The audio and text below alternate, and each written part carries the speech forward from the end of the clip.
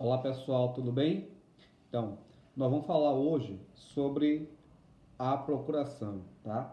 Então, essa aula, como ela é um pouco mais curtinha, né? Ela é teórica, né? Fazendo parte da nossa disciplina, então eu vou colocar ela para vocês assistirem quando quiserem dentro do Classroom, tá bom? Bom, então como eu falei, a nossa aula vai ser sobre procuração, tá? A procuração, minha gente, ela é um instrumento referente a um contrato de mandato, nos termos do artigo 653 do Código Civil, né? Acho que vocês já devem ter visto, né, essa modalidade contratual quando pegaram o direito civil lá na cadeira de contratos. Então, a procuração, ela não é um contrato, né? Ela, na verdade, ela é um instrumento referente a um contrato de mandato, né? Mandato com T, T de tatu, né? Então, quando vocês foram me falar de procuração, né? Lembrem de mandato de prefeito, governador, deputado, presidente e o etc. Por quê? Porque a partir desse contrato de mandato, é que o cliente ele outorga poderes, né, para o advogado, né, mediante o instrumento de procuração.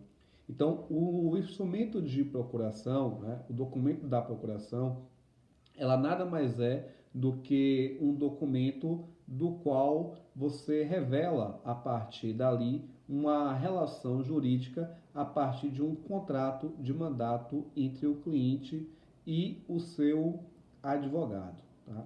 O Código Civil, no artigo 654 e seguintes, ele diz lá que a procuração ela pode ser pública ou pode ser particular. Né?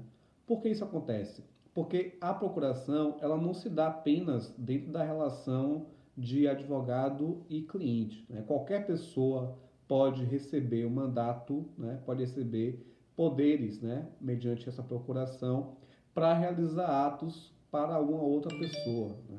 Então, uma mãe pode celebrar um contrato de mandato com seu filho e, a partir do instrumento de procuração, outorgar poderes para que esse filho, por exemplo, né, venha gerir um imóvel. Né?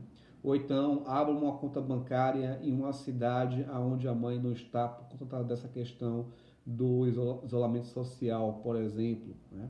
Ou então que compareça em determinada repartição pública, haja vista que a mãe ela não pode. Né? Então isso vai acontecer muito agora por conta do INSS, né? Onde a prova de vida ela poderá se dar mediante procuração. Né? Então essa procuração nada mais é do que um contrato de mandato, certo? Então pronto. Então essa procuração, né? Esse contrato de mandato, ela pode ser pública ou pode ser particular. Tá?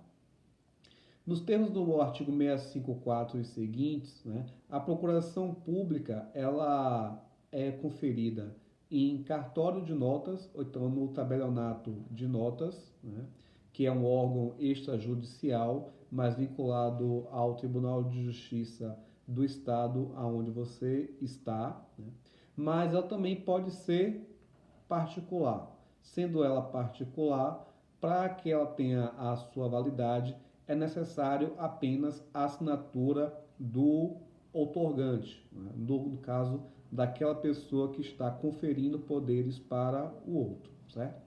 Em razão disso, a gente tem que esse contrato de mandato, né, essa procuração, ela não é um documento formal, né? O que eu estou querendo dizer com isso? Né? Que não existe uma pré-forma, né? Não existe uma formalidade, né? Para que ela tenha a sua validade nos termos do artigo 104 do Código Civil. Né? Então, o contrato de mandato que se dá mediante a expedição de procuração, ele não segue, né, qualquer tipo de formalidade nos termos lá do artigo 104 do Código Civil, que fala sobre os negócios jurídicos. Então, não necessariamente toda a procuração ela precisa ser chancelada, ela precisa ser autenticada, né, ser reconhecida firma para que ela venha garantir a sua validade. Tá? Se ela for pública, ela tem que ser feita no cartório de notas ou no tabelionato de notas. Né? onde, por ser um órgão público, né, extrajudicial, o tabelião ele já vai conferir a autenticidade naquele documento. Mas se ela for particular, que é o que mais acontece nos escritórios de advocacia, havendo apenas a assinatura do outorgante, no caso do cliente desse advogado, né, isso já serve efetivamente para que você tenha a autenticidade e veracidade daquele documento. Por que isso também? Porque o advogado, né, ele tem fé pública acerca da documentação que ele venha a apresentar, né? Então, se ele pega essa documentação, né, que foi apenas assinada no escritório e chega numa delegacia e apresenta, o delegado vai compreender que esse advogado é o representante, né, do cliente, daquele que está preso, porventura, né? Ou então, se você pegar uma procuração assinada pelo cliente e junta no processo, o juiz vai compreender que você é o advogado daquela parte que assinou a procuração, né? No caso, então, o seu cliente, certo? Então, a procuração particular, ela não necessita efetivamente que seja reconhecida a firma ou que seja declarada a sua autenticidade, tá? Servindo para a validade apenas a assinatura do outorgante, ok? Outra questão importante que a gente tem que falar sobre a procuração, né, é que a procuração adjúcia, né, que é aquela procuração do advogado, né, ela pode ser tanto por instrumento particular, né, ou então por instrumento público, né? Então, as procurações, geralmente, para você realizar qualquer ato da vida civil, né, não sendo advogado, você faz mediante a escritura pública, né? Então, se você quer abrir uma conta do banco em nome de sua mãe precisa lhe dar uma procuração pública, né, para que você tenha esses poderes, certo? Se você precisa viajar com o seu filho, né, e aí você precisa da procuração da parte contrária, não é nem da parte contrária, né, mas da mãe, para que você tenha o poder de assinar uma declaração em nome dessa mãe, para daí então declarar a autorização, né, acerca desse ato, né, que vai se realizar. Mas quando você for falar de advogado, né, a procuração do advogado ela pode ser tanto pública ou quanto particular, entendeu? Então, o que eu estou querendo dizer com isso? Né? Que a procuração, né, ela geralmente, para ter seus efeitos, né, ela precisa ser pública, exceto, né, se ela for conferida para o advogado, que é o que mais acontece hoje dentro da nossa sociedade, né? Então, só alguns casos específicos, né, ou extraordinários é que você tem a procuração pública. Pessoas muito idosas que não conseguem mais assinar cheques, por exemplo, né, ou que têm problemas de locomoção também por conta da idade. Então, uma vez para evitar, né, o prejuízo acerca desses direitos, essa pessoa idosa, por exemplo, né, ou que tem problemas de saúde, ela otorga poderes para terceiros, né, mediante essa procuração pública. Mas no caso de advogado, que a gente está falando aqui, ela pode ser pública ou pode ser também particular, certo? Importante ressaltar também que, tratando-se de procuração para o advogado, né, o nome dessa procuração ela é chamada de procuração adjúcia, né? Por quê? Porque essa procuração ela tem um efeito de mandato judicial, né? O que é isso? A partir dessa procuração adjúcia, né, como já falei, a procuração ela representa um contrato de mandato, né?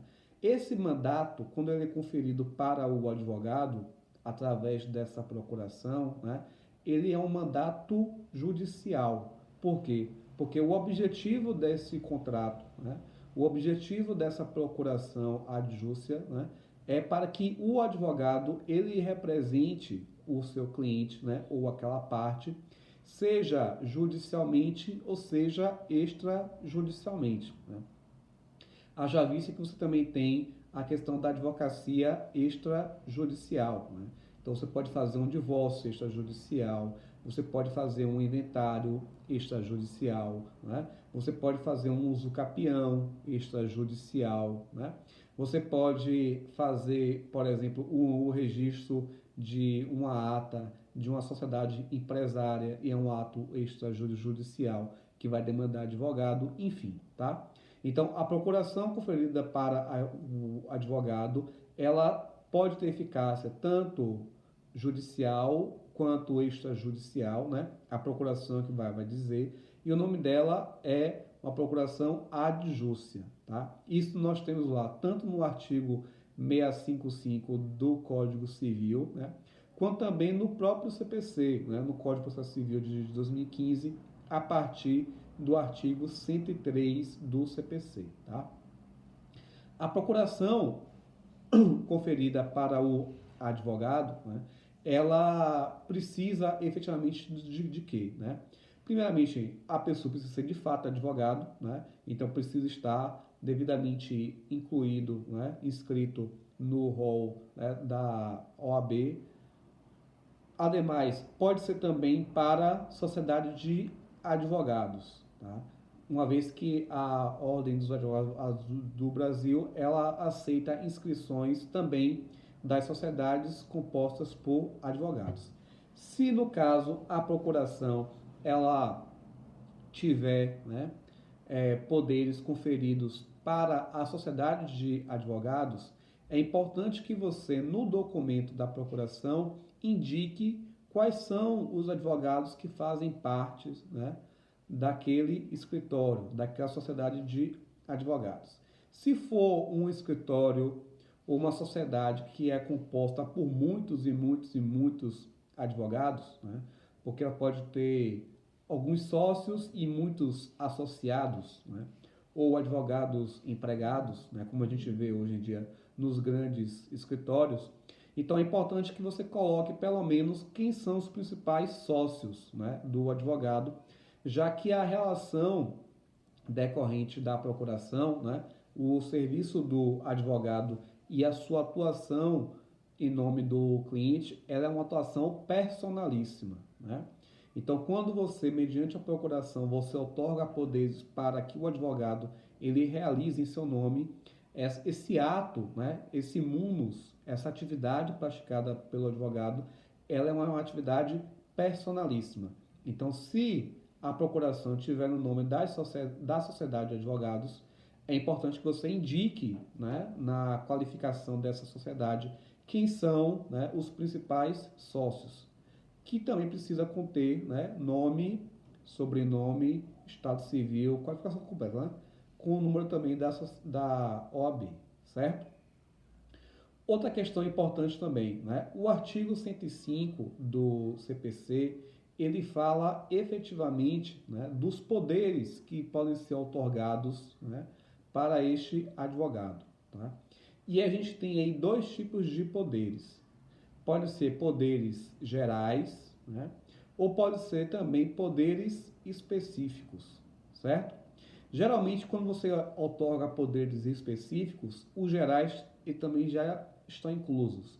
Mas é importante que você fale expressamente, né, quais são os poderes que você está outorgando, né? Então, o artigo 105, né, ele fala lá quais são os poderes gerais, né? Os poderes gerais são para acompanhar e realizar os atos do processo, né?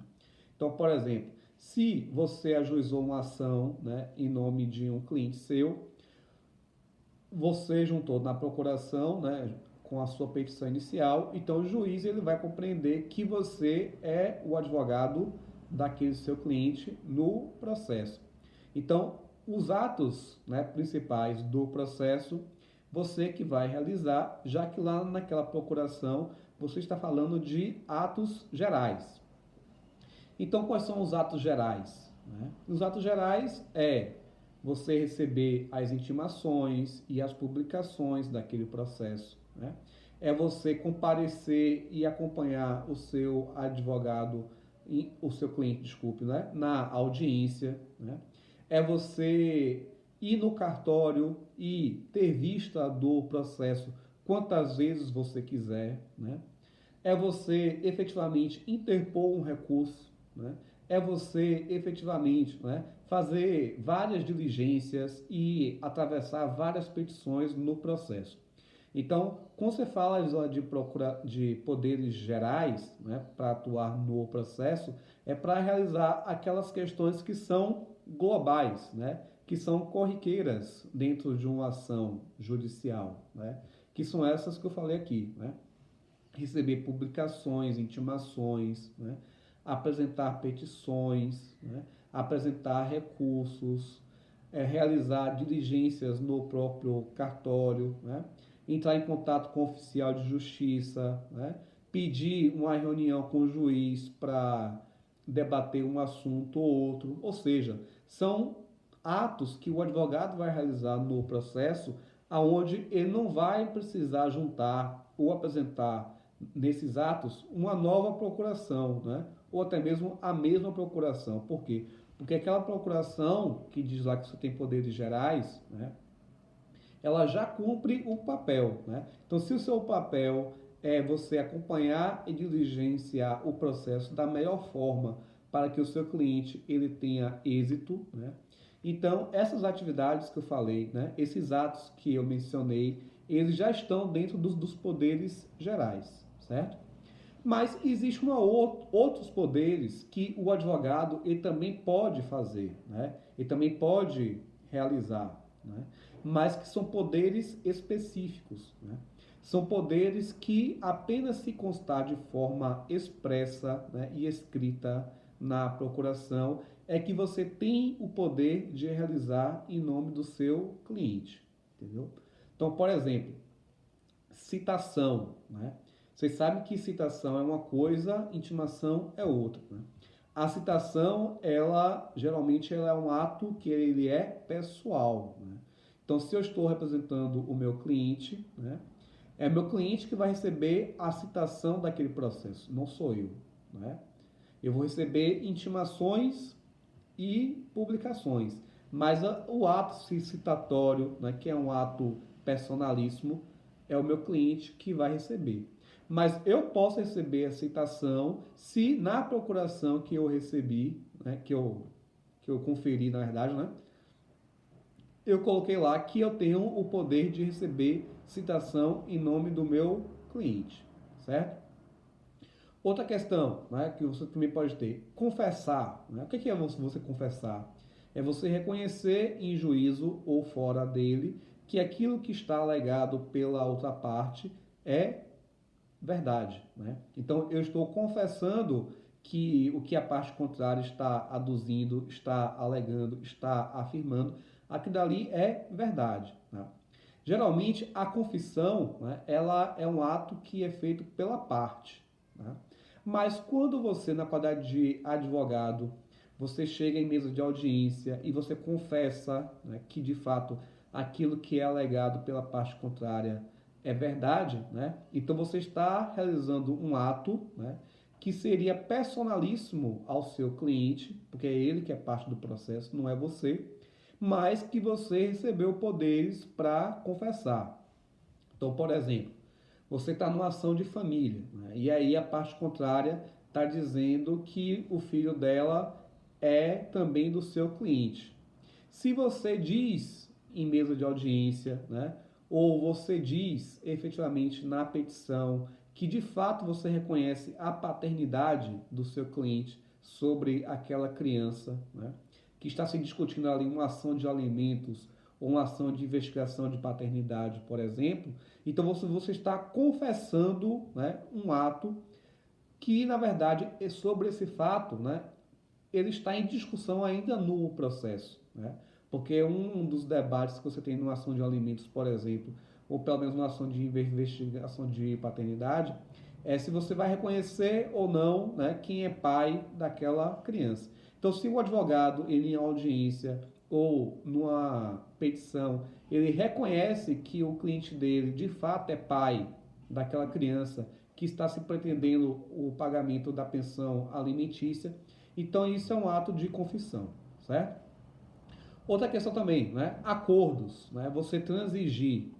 Então, transigir ou celebrar acordos também são atos que são privativos, né? São personalíssimos às partes do processo. Então, apenas o autor e o réu, eles têm o direito, né, de negociar e de tentar um acordo, salvo se a parte ela outorgar esse poder para o seu advogado, né?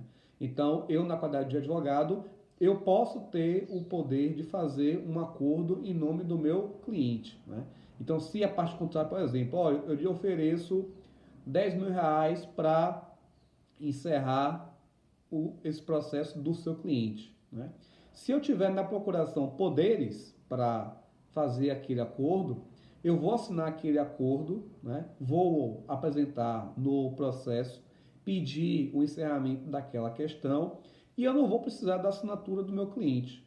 Por quê? Porque na procuração eu já tenho poderes para celebrar e para firmar aquele acordo, fazer então aquela composição amigável, né? Aquela transação, certo? Ou então numa mesa de audiência, né? Se a parte contrária, né? Ou até mesmo se você oferece um acordo, né? Você só pode oferecer um acordo se o seu cliente que está ali do seu lado naquela audiência, ele concordar com que você faça esse ato, né? Ou então, se ele, mediante a procuração, ele já concordou de que você deve oferecer uma proposta de acordo, ou que você deve aceitar uma proposta de acordo, né? É óbvio que essa proposta de acordo, o advogado, ele pode aceitar ou não, porque cabe a ele efetivamente defender os interesses do seu cliente, né? Então, por exemplo, ele não vai oferecer, você como advogado, não vai oferecer pagar 1 milhão, né, por exemplo, de pensão alimentícia, porque você sabe que, muito embora essa obrigação deverá ser assumida pelo seu cliente, mas essa obrigação, essa proposta, ela não é interessante, né, para o seu cliente. E você tem um dever, né, de defender os direitos do seu cliente no processo, né? Então você vai fazer uma proposta ou você vai aceitar uma proposta que esteja dentro, né, efetivamente, dos interesses, né, e que seja razoável ou boa ou satisfatória para o seu cliente. Muito embora você não precise consultar o seu cliente, né, sobre essa proposta de acordo, porque você já tem procuração para negociar e para fazer um acordo em nome dele, certo? Então, é importante aqui. Óbvio que você consultar o cliente ou informar o seu cliente sobre aquela proposta de acordo, isso é importante, né? Por quê? Porque isso faz parte do dever de informação, né? De você sempre estar atualizando o seu cliente sobre as coisas que acontecem no processo, né? Então, esse feedback, ele é importante. Independente de você ter poderes ou não na procuração para fazer um acordo, ok? Então, outra questão também, né? Receber valores, né? Os chamados alvarás, por exemplo. O seu cliente, né, tem um valor para receber no processo, seja por conta de uma condenação da parte contrária, né? Em razão de cumprimento de sentença, ou então devolução de valor pago que o seu cliente depositou em juízo e que o juiz autorizou fazer o levantamento, ou até mesmo em caso de acordo, né? E aí foi feito o pagamento de um valor no processo. Você tem o direito de fazer esse levantamento enquanto advogado só se a procuração ela der poderes para tanto, né? Então, se tiver lá na procuração, né, poder específico, né, para levantar valores mediante alvará ou receber quantias e etc. Então, se tiver esses poderes na procuração, então você pode e deve levantar esses valores. Lembrando sempre que você tem que prestar contas ao seu cliente, né? Ou então, você vai fazer um acordo com o advogado da parte contrária. E aí o advogado da parte contrária sugere que o pagamento daquele acordo seja feito na sua conta bancária. Por quê? Porque depositar em juízo demora mais, né? Então o juiz tem que verificar se o valor foi depositado, depois tem que conferir, aí tem que fazer um alvará, né, que é um documento judicial. Desse documento judicial você precisa ir no banco para daí então fazer o levantamento.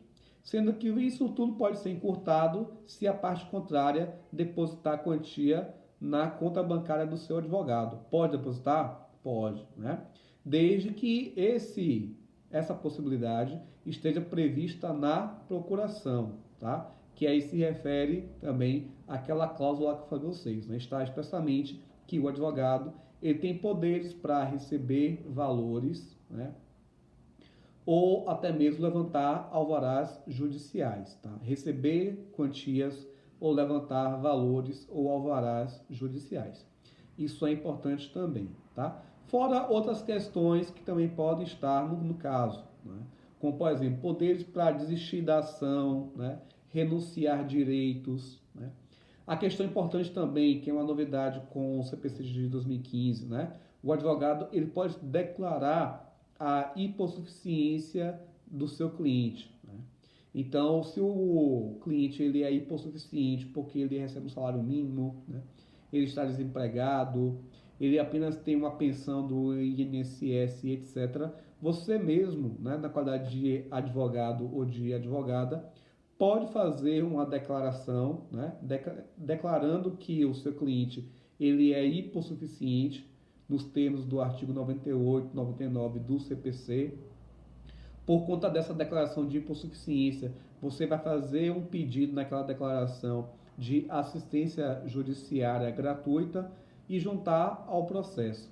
Então, se o seu cliente na procuração lhe otorgou esse poder, então você pode confeccionar, declarar e assinar esse documento que vai reconhecer que o seu cliente ele é hipossuficiente.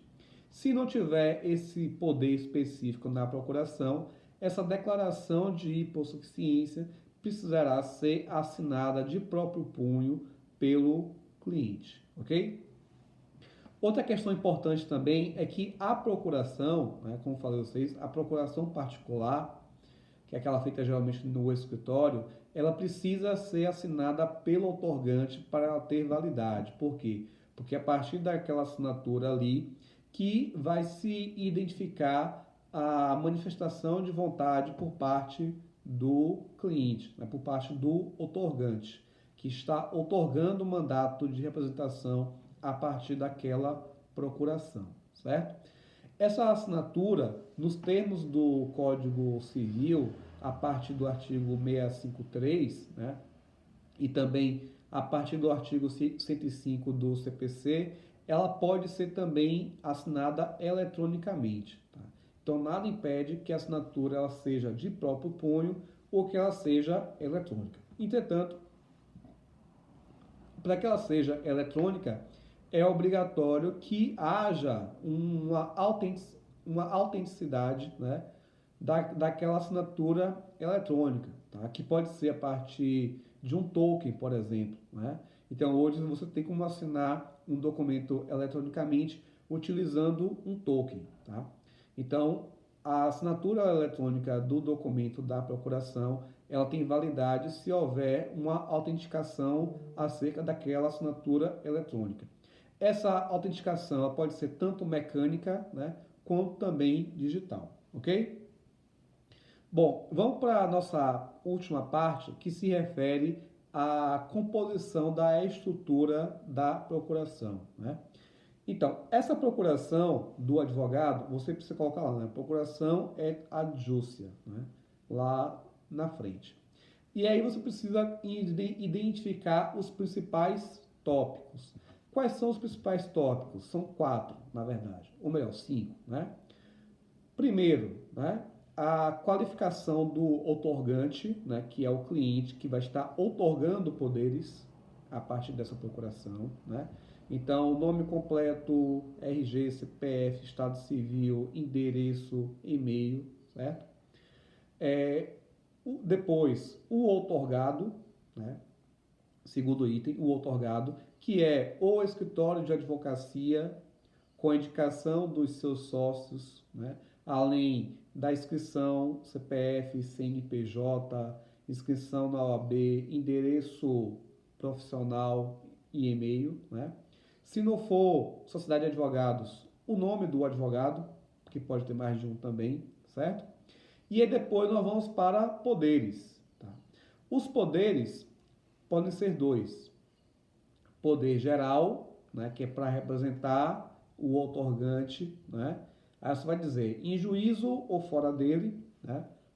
Isso vai depender muito, né, com o objeto do contrato. Né? Então, no contrato de honorários que você fez, né, qual é o limite de atuação que você colocou do advogado? Né? Você vai atuar apenas dentro da esfera judicial ou também na esfera extrajudicial? Então, a hora de você identificar isso na procuração é agora. Né? Então, você vai dizer lá, né? Poder geral para representar o outorgante em juízo. E se a sua atuação for só apenas na via judicial, ou em juízo ou fora dele, se for judicial ou extrajudicial. Se você for atuar, por exemplo, em juízo, lembre que isso inclui desde o primeiro grau até instâncias superiores, né? STJ, STF, TST, enfim, tá? E aí depois você vai colocar, depois dos poderes gerais, os poderes específicos. E aí você vai identificar, né, um por um, separando por vírgulas, né, ou ponto e vírgula, tá? A depender de como é que você organize, mas precisa ser de forma cursiva, tá, minha gente? Cursiva, tá? Quais são os poderes específicos que você tem recebido do seu cliente, né? Então é poder para quê? Para receber citação, intimação, publicação, né? Fazer acordo, renunciar a poderes, desistir da ação, né? É você declarar hipossuficiência, é você receber documentos, você receber valores, né? Levantar alvará, né? Conferir autenticidade, enfim, né? Confessar, transigir, renunciar direitos, enfim. Todos esses poderes que estão lá no artigo 105 do CPC se referem aos poderes específicos, né? Então veja que o artigo 105 ele é dividido em dois pontos. Primeiro ele fala que poder para representar em juízo, né, que é a primeira linha. Aí depois ele fala quais são os poderes específicos, né, que são todos aqueles ali. Lembrando que o que nós temos ali no artigo 105 do CPC, ali se refere a uma cláusula, né, exemplificativa. O que eu quero dizer com isso? Né? Que pode ser que algum ato que você venha a realizar em nome do seu cliente pode não estar ali no artigo 105, entendeu? Então, por exemplo, abrir conta bancária para receber pensão alimentícia. Pode ser uma questão que você possa receber o poder do seu cliente para isso, né? Mas que não está ali no rol do artigo 105. Por quê? Porque muitas vezes, né, numa ação de alimentos, né, um dos seus pedidos, no caso, é que o juiz autorize a abertura de uma conta bancária específica para receber aquela pensão alimentícia. Né? Por quê? Porque geralmente essa conta bancária ela não tem a cobrança de tarifas, né, como as normais, porque ela é uma específica para receber alimentos, então ela tem uma natureza alimentar. Né? Então, você providenciar, por exemplo, né, a abertura dessa conta bancária, né, para receber os alimentos junto ao banco, né, Banco do Brasil, Bradesco, etc., é um poder que precisa estar na procuração, né? Mas é um poder que ele é muito específico em razão daquela sua atuação no processo. É uma questão que não está no artigo 105, mas que pode ser uma coisa que você precisa colocar na procuração, porque esse serviço, né, esse ato específico, ele faz parte do contrato que você firmou com o seu cliente. Né? Então, se você tem lá um contrato de honorários para pensão alimentícia, então uma das coisas que vai acontecer, né, dentro dessa ação de pensão alimentícia, né, dessa ação de alimentos, é abrir uma conta bancária só para receber isso. Até para não confundir, né, o que é de pensão, né, das contas corriqueiras do seu cliente. Né? Para resguardar, inclusive, o direito daquela pessoa, né? do menor, se for o caso, enfim, tá? Então, o que tem lá no rol do artigo 105 do CPC, aquele rol ali, ele é meramente exemplificativo, tá? Mas o que ali você está querendo dizer é o quê? Que tudo que constar na procuração, né, acerca dos poderes específicos, tem que constar de forma expressa, né, de forma escrita. Se não tiver no rol dos poderes específicos, aquele ato efetivo você não pode realizar. Por exemplo, você colocou lá que você tem o poder de confessar, renunciar, levantar valores, né? Reconhecer direitos, enfim. Mas você não colocou, por exemplo, a possibilidade de você transigir, de você fazer acordo, né? Então, se não tem lá a cláusula para você transigir, para você fazer acordo, você não pode fazer um acordo com a outra parte sem que o seu cliente assine aquele termo de acordo. Porque apenas o seu cliente tem esse poder, já que é um direito personalíssimo dele, né? E esse poder, ele não foi conferido a você, advogado, através da procuração, certo? Seja porque isso não foi ajustado entre vocês, seja porque você esqueceu de incluir, compreendeu? Então isso também é importante. Então, repetindo, né?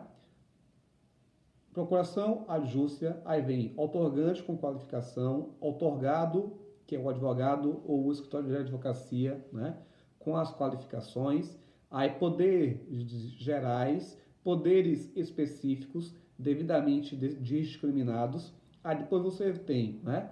Cidade, data e assinatura do outorgante, ok? O outorgado, o advogado, a sociedade, ela não assina procuração, ok? Quem assina é o outorgante, porque é ele que está conferindo poderes para o advogado ou para a sociedade de advogados. Tá claro, minha gente? Então é essa e até a próxima. Um abraço.